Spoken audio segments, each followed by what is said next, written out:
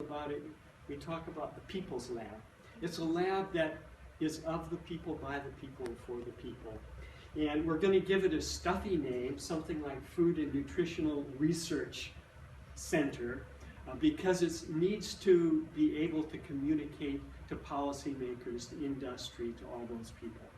So, and we'd love, if you have an idea of a stuffy name that would do the job, please let us know, because we'd be very interested in we want the best name possible.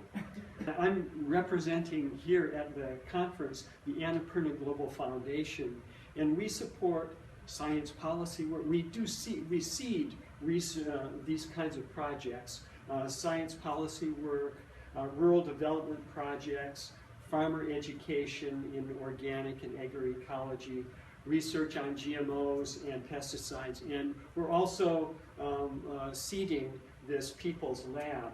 And here's an example of the kind of things we've done. GMO Myths and Truths is I'm so proud to say that I go around the world and I'll talk to activists in the GMO issue and say, yeah, I helped write the GMO Myths and Truths. And their eyes light up and they say, oh, this is our Bible, we love it.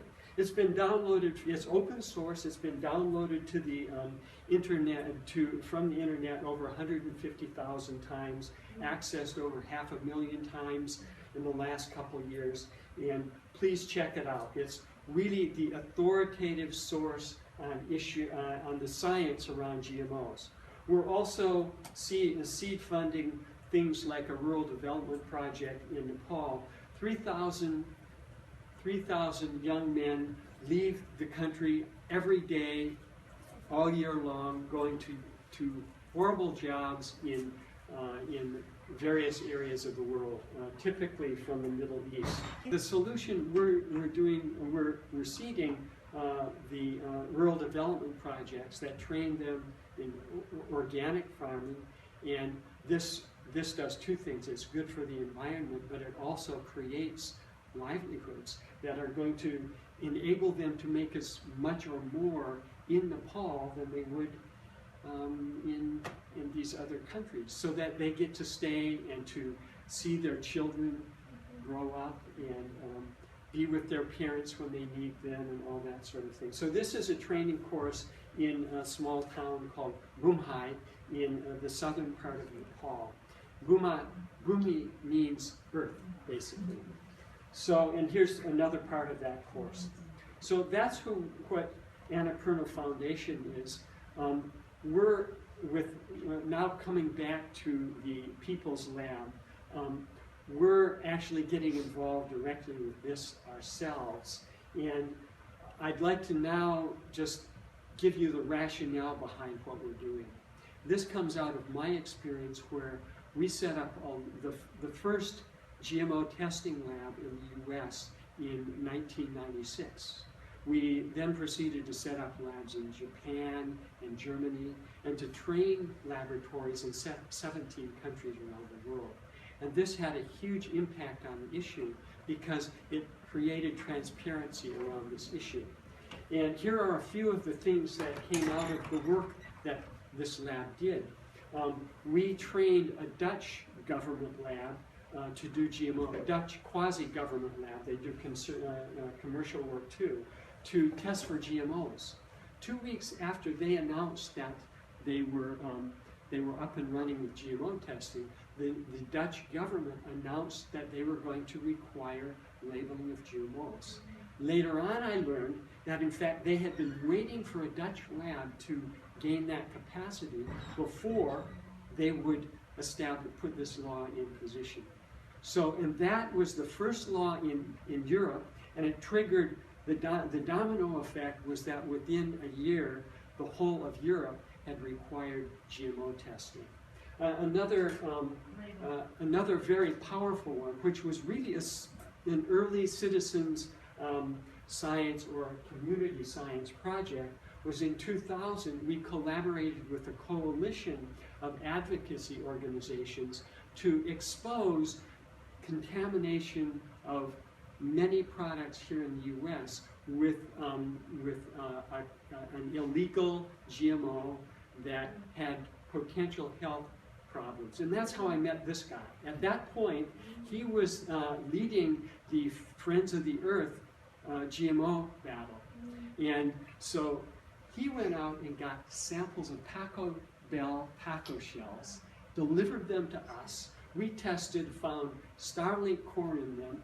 Out of that came a campaign that exposed this throughout the American supply chain, triggered literally hundreds of recalls of commercial products, triggered a cleanup of the U.S. food chain, the corn food chain, that ultimately cost the company that put this GMO into the system over $1 billion and had major impacts on that level. This really was the first event that brought the GMO issue to the awareness of the American public. A follow-up to that, Larry had a key meeting in 2003 with Kraft, where he just, you should tell this part of it. I'll be brief, but it is a high leverage testing situation, so thanks. Yes. We met with the executives and we wanted to see if there was any common ground once we got their attention with the $100 million hit that they took to profits that year from getting caught up in this debacle of contamination. And I consulted with John before going there and I said, do you have the capacity to test our food supply for crops that have been engineered but have not been deregulated by the FDA and therefore should not be in the food supply? And he said, yes. I can tell you if it's engineered, but it's not one of the commercialized varieties.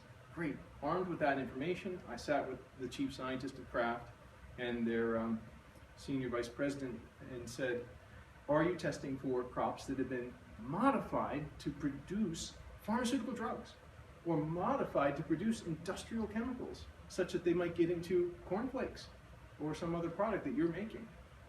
He looked to his scientist and said, are we? She said, no, we're not.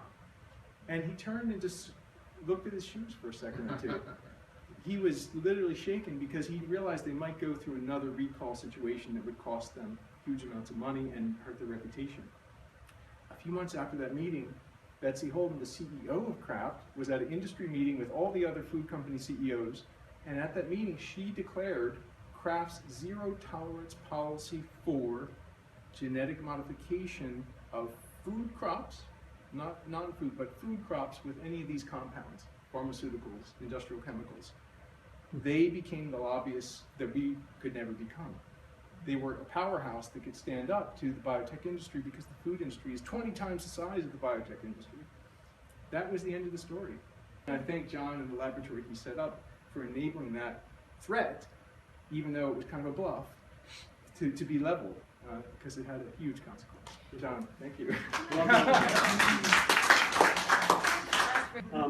So during the period from 1997 to 2012, there's a list there of the campaigns that we supported through genetic ID around the world. And I put these out because these demonstrate the power of testing. The last one is a really interesting story. We were doing, around 1990, you'll remember there was this whole thing around mad cow disease and all these, the big problems in Europe. But for some reason, it never became a problem in America. Now, why was that? It wasn't that we were doing anything different. Farmers here were feeding blood meal and bone meal and all these nasty things to cows, but it was never a problem. Well, it so happens that at that point, we had a laboratory in Europe, and right down the hall was a lab that was doing testing for BSE. There was a company that was making kits to do this. So we decided, well, we're going to do that in the US. So I called that company in the US that makes the kits. It was actually an American company that was selling kits in Europe. And I said, we'd like to get these kits for the US. And the woman who I was talking to said, well, I'm sorry, but we don't offer these kits in the US. And so I got her talking. And what it came down to is that the US Department of Agriculture had forbidden them It wasn't like a law that was blocking them, but it was, if you bring these kits in here, you're going to suffer. Don't do it. So essentially, the U.S. government blocked the ability of the American people and the American industry to have transparency about this issue in the U.S. So they know what the power of testing is. And it's something that we see over and over again. The key thing about the key factor about any of these projects, whether the kind that Shannon is doing or Elaine or any of the ones we're talking about, is that you cannot change or control that which you cannot measure or observe or whatever like that. If you can't monitor it, you can't say anything about it. It doesn't exist. And that's how it is right now for so many things. So testing creates transparency. And this is potentially applicable to any issue.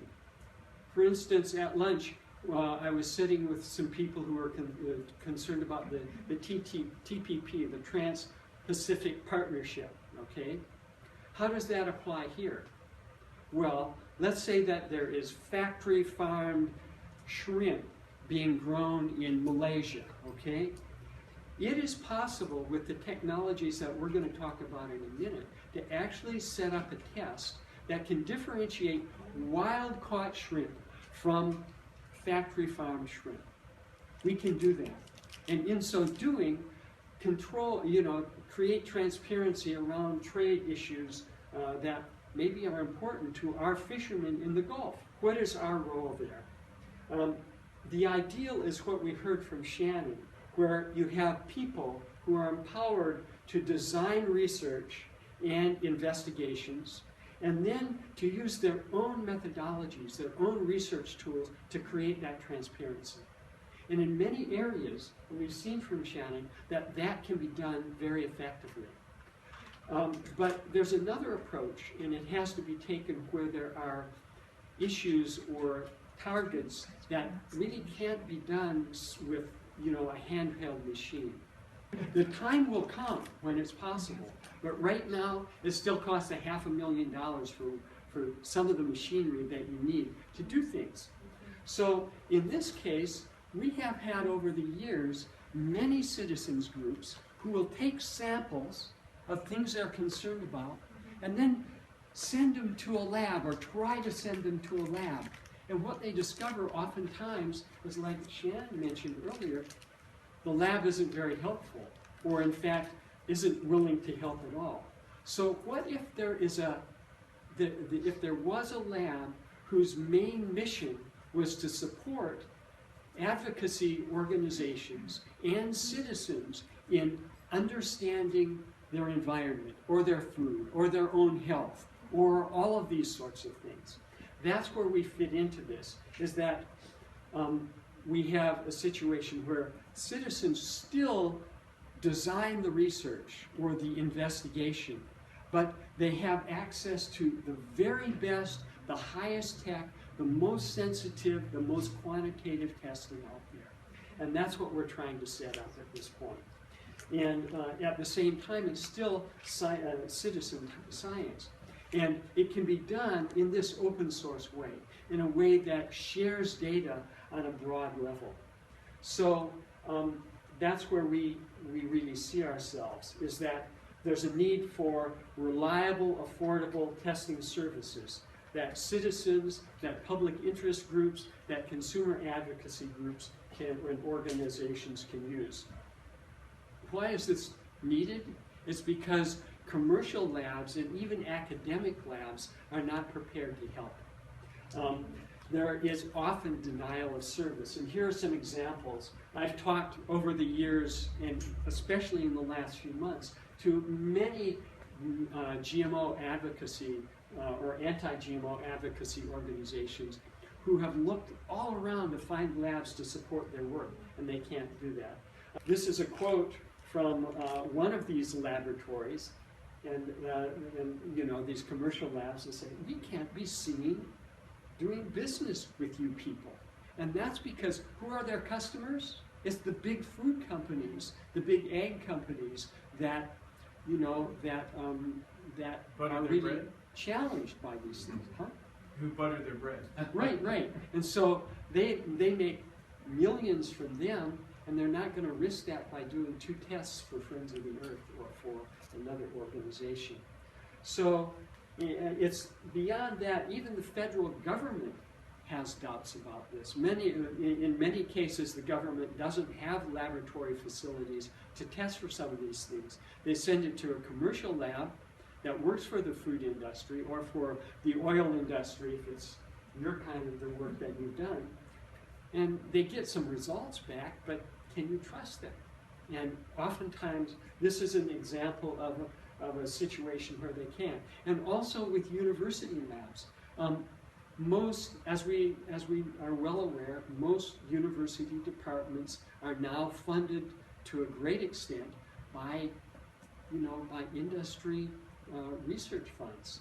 And so there's a huge risk for them. And there are also, and Shannon referred to it, there are also substantial costs related to these things.